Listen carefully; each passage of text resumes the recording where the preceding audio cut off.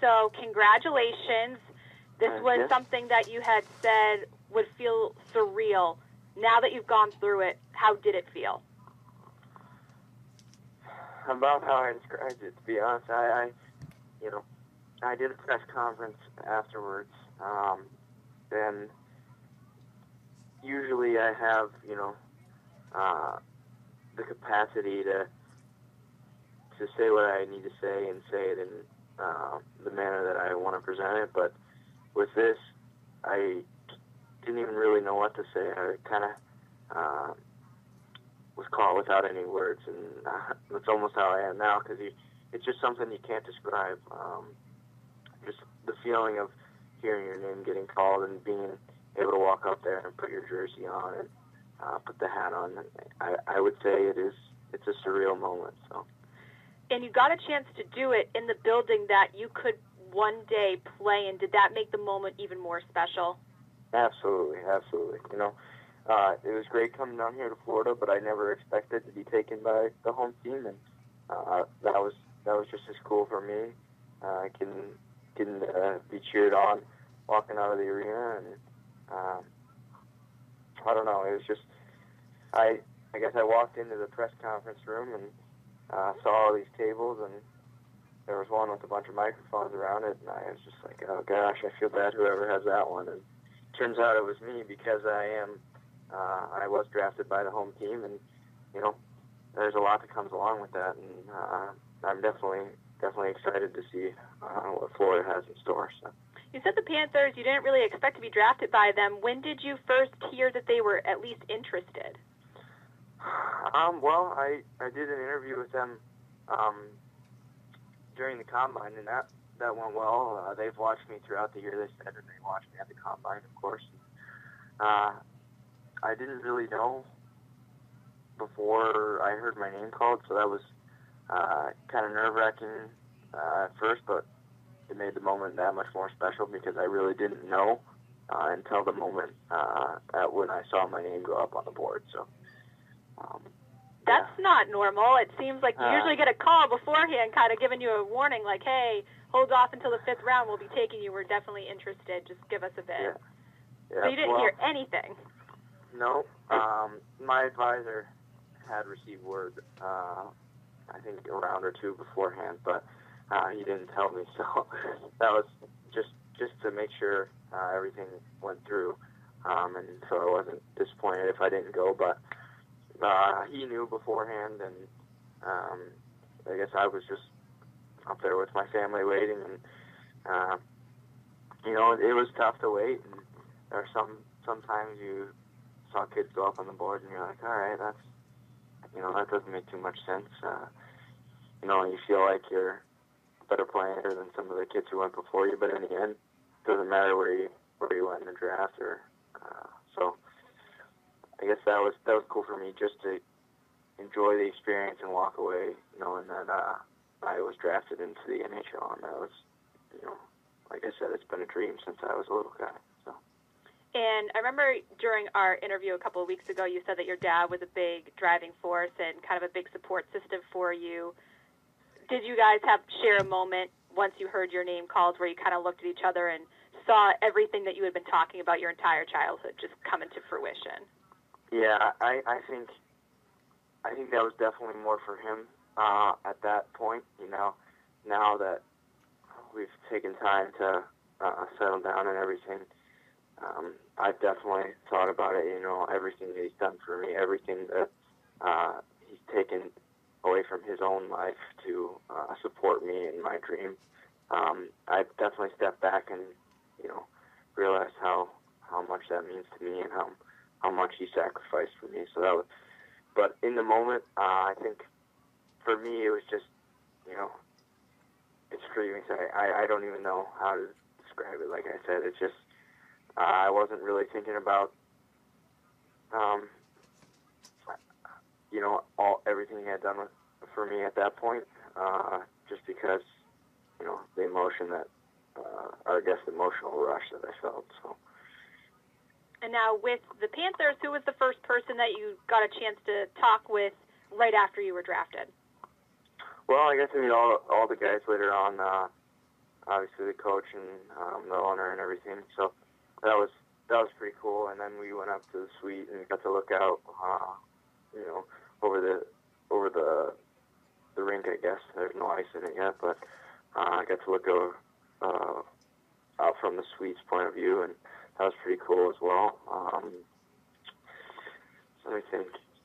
Yeah, they gave us, obviously I had the jersey and the hat, and that was neat. Got to go take some pictures, and then got to come back and see my family. And that's kind of the moment where I realized everything had come together when I got to see my family again.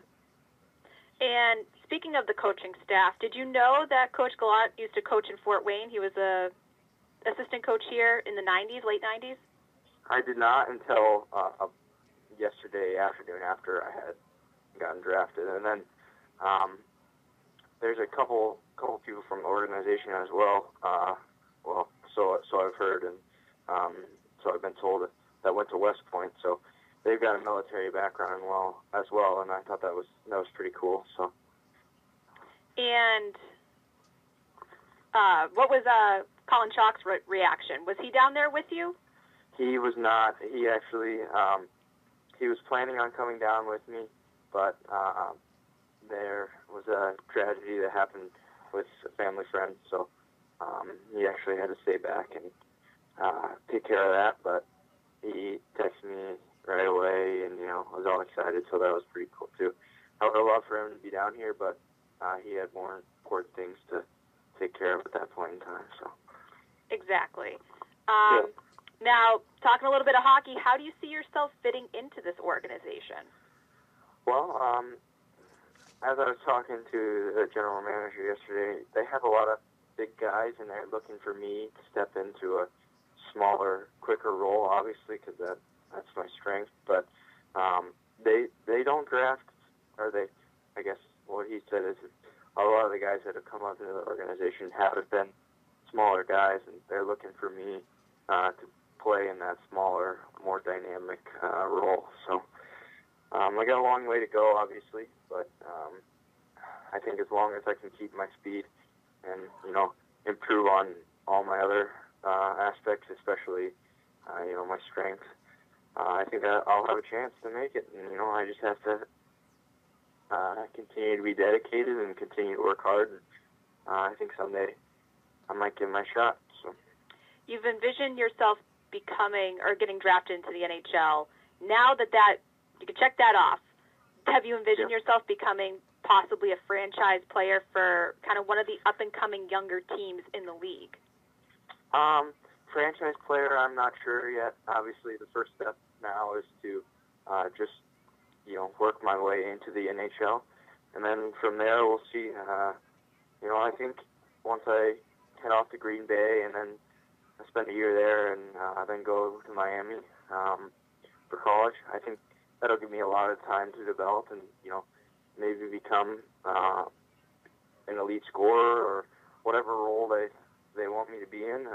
I think versatility is something that I possess and something I value. So I think I can play whatever situation's needed. Now moving into Green Bay and into Miami, I plan to be an offensive threat. But the NHL is the NHL, and I'll do whatever it takes to get there.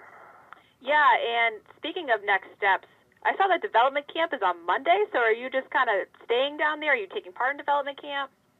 Yep, well, my family actually just left a little over an hour ago, and so the Panthers organization came and picked me up and brought me to the development camp hotel, so I'm just hanging out here. So that's fast. That's really fast that you were drafted on Saturday and you're on the ice with them on Monday. Yep.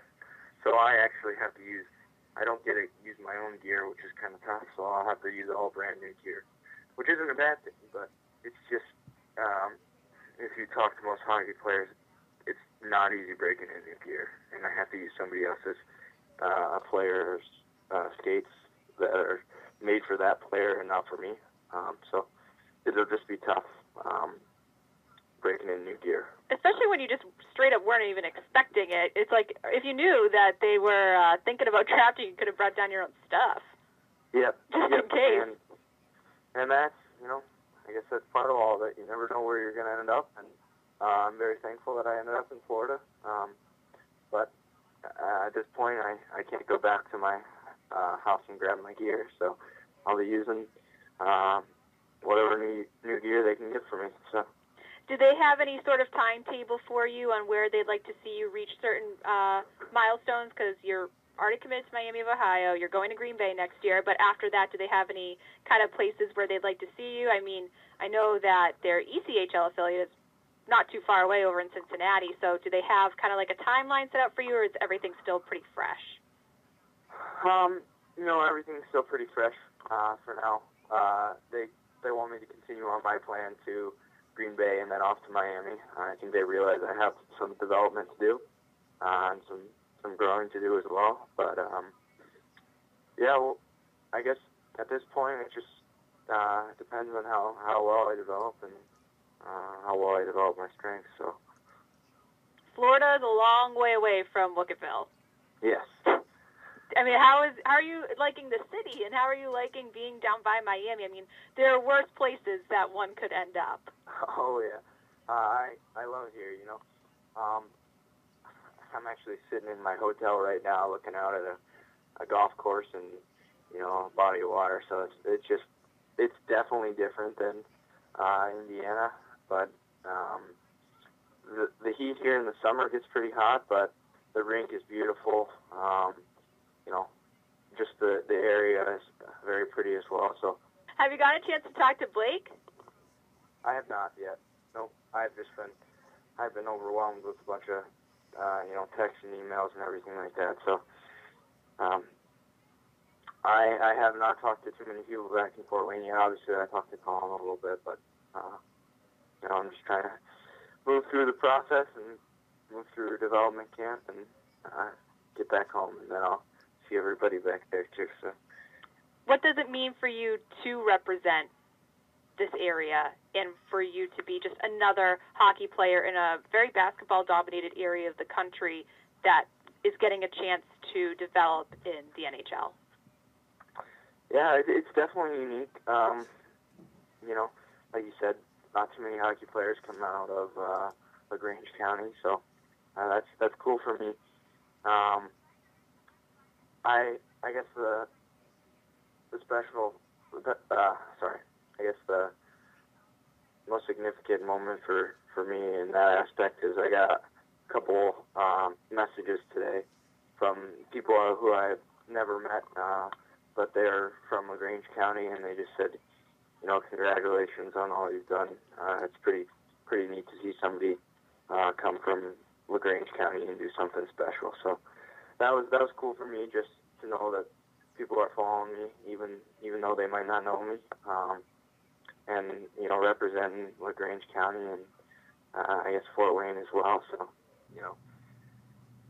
I had a lot of support from them. I had a lot of support from my friends, my community.